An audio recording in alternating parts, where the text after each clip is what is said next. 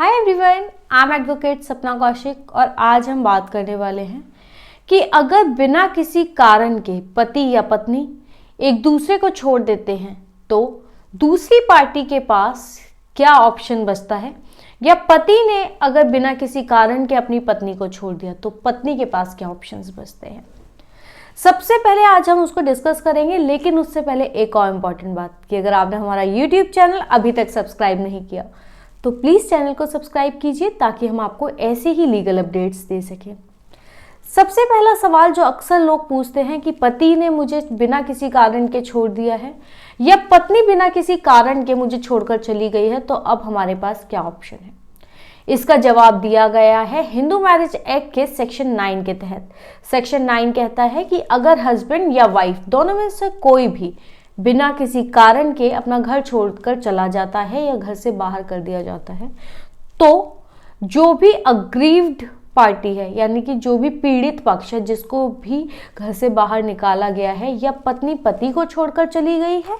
या पति ने पत्नी को छोड़ दिया है, तो अग्रीव्ड पार्टी जिसको छोड़ दिया गया है वो कोर्ट में पिटीशन फाइल कर सकती है कि उसके पार्टनर को ये आदेश दिया जाए कि वो आकर अपनी शादी के दायित्वों को पूरा करे, यानी कि रेस्टिट्यूशन ऑफ कॉन्जुगल राइट्स की डिक्री उनके फेवर में अवॉर्ड कर दी जाती है। दूसरी पार्टी को कहा जाता है कि आप आइए और अपने शादीशुदा जीवन के दायित्वों का निर्वहन कीजिए, आकर अपने पति या पत्नी के साथ रहिए। आप बिना किसी कारण के उनको छोड़कर गए हैं, आपके पास कोई वाजिब कारण नहीं है, इसलिए आकर अपने शादी के दायित्वों को पूरा कीजिए।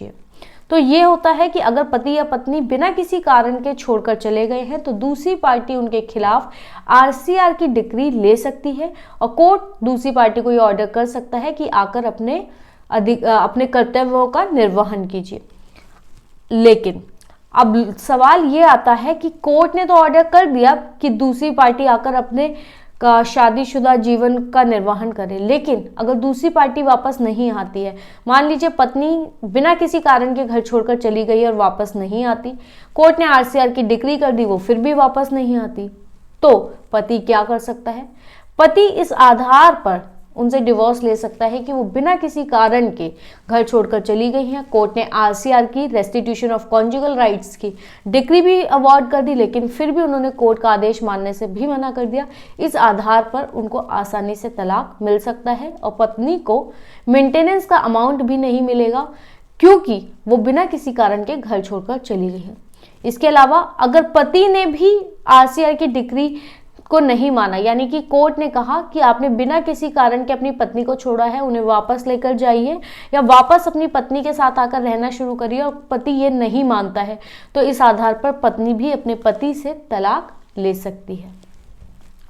इसके बाद आता है कि अगर पति ने बिना किसी कारण के पत्नी को छोड़ दिया तो पत्नी क्या कर सकती है। पत्नी सेक्शन 125 ऑफ सीआरपीसी के सेक्शन 125 के तहत अपने पति से मेंटेनेंस मांग सकती है, अपने लिए खर्चा मांग सकती है, अपने बच्चों के लिए खर्चा मांग सकती है। अगर पत्नी वर्किंग है लेकिन वो थोड़ा पति से कम कमाती है तो पत्नी को पति से तब भी मेंटेनेंस मिल सकता है। अक्सर लोगों के बीच ये धारणा बनी हुई है कि अगर पत्नी वर्किंग है तो उसको कुछ भी नहीं मिलेगा, लेकिन ऐसा हर केसेस में नहीं होता। मान लीजिए पत्नी कोई छोटी मोटी जॉब करके अपना सिर्फ बड़े मुश्किल से जीवन यापन कर पा रही है, पति अच्छा खासा कमाता है, तो पत्नी को भी उनको मेंटेन करना पड़ेगा। जो लाइफ स्टाइल वो पहले एंजॉय कर रही थी, अभी भी उसके लिए कोर्ट पति से पैसा दिलवाएगी। तो ऐसा हो सकता है कि अगर पत्नी सिर्फ थोड़ा बहुत अमाउंट कमा पाती है, उस लेवल का लाइफ स्टाइल नहीं जी पा रही है, तो उसे मेंटेनेंस पति से दिलवाया जा सकता है। हालांकि अगर पति और पत्नी बराबर कमाते हैं और सेम क्वालिफाइड है तो उन केसेस में पत्नी को सेक्शन 125 के तहत मेंटेनेंस नहीं मिलता। बच्चों के लिए पति को मेंटेनेंस देना पड़ेगा। अगर पत्नी कमाती है तब भी बच्चों की रिस्पॉन्सिबिलिटी दोनों की होती है, इसलिए पति को ऐसे केसेस में बच्चों के लिए सेक्शन 125 में अपनी पत्नी को मेंटेनेंस देना पड़ेगा अगर बच्चों की कस्टडी पत्नी के पास है। इसके अलावा सेक्शन 498A ऑफ आईपीसी के तहत भी वाइफ अपने हस्बैंड के खिलाफ केस कर सकती है अगर हस्बैंड उनके साथ क्रुएलिटी करते हैं या हस्बैंड के रिलेटिव सास ससुर या देवर नन जेठ जेठानी, अगर कोई भी पति या पति के परिवार वाले पत्नी के साथ क्रुएलिटी करते हैं, उन्हें मारते पीटते हैं या मानसिक यातना देते हैं, दहेज लाने के लिए कहते हैं या खाना बनाने पे ताना देते हैं या घर से कुछ लाने के लिए ताना देते हैं या लड़की के माँ बाप को गाली देते हैं या किसी और तरीके से प्रताड़ित करते हैं, उसको जेब खर्च नहीं देते, उसको बाहर निकलने नहीं देते या जॉब करने नहीं देते। अक्सर लड़कियों का सवाल आता है कि हमारा पति या पति के परिवार वाले मुझे जॉब करने नहीं देते, मुझे घर से बाहर निकलने नहीं देते, मुझे मेरे परिवार वालों से बात करने से रोकते हैं, तो ये भी मानसिक यातना है। इसके आधार पर भी सेक्शन 498A ऑफ आईपीसी के तहत कोई भी महिला कंप्लेंट दर्ज करवा सकती है। इसके अलावा अगर महिला को उसके ससुराल के घर से निकाल दिया जाता है या पति मेंटेनेंस नहीं देता या फिर काम करने से रोकता है या किसी भी और तरीके से प्रताड़ित करता है, तो महिला 498A ऑफ आईपीसी के अलावा डोमेस्टिक वायलेंस एक्ट 2005 के तहत भी उस व्यक्ति के खिलाफ, अपने पति और पति के परिवार वालों के खिलाफ कंप्लेंट